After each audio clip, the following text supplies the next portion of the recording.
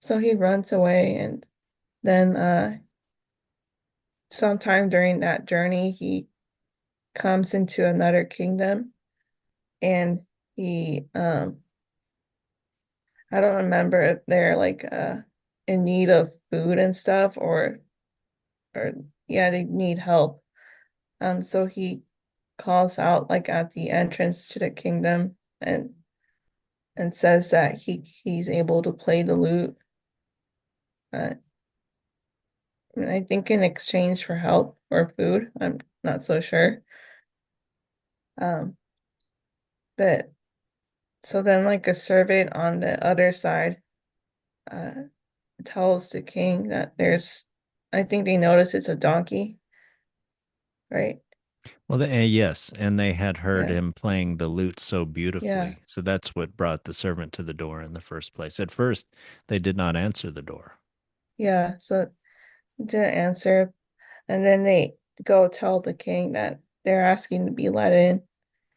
So the king hears it, and he says he gives his approval for them to be let inside. And then when they come inside, like the whole court and stuff sees that it's a donkey. So they're kind of, I think, laughing at him. Uh, but then the donkey insists that he's not like a common stable donkey. He's Well, like a they had noble said donkey. you can go Uh, ahead and sit with the servants.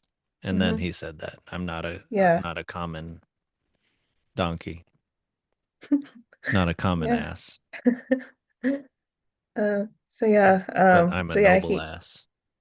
so yeah, they, so eventually I think they kind of say, okay, he can sit with the nobles, but then he insists that he actually wants to be next to the king. Well, they'd said, Uh, "Okay, you can sit with the soldiers, the men of war." mhm. But then he insisted sitting with the king, and the king smiled and said good-naturedly, "Okay, yes, little ass, you could come sit here next to me."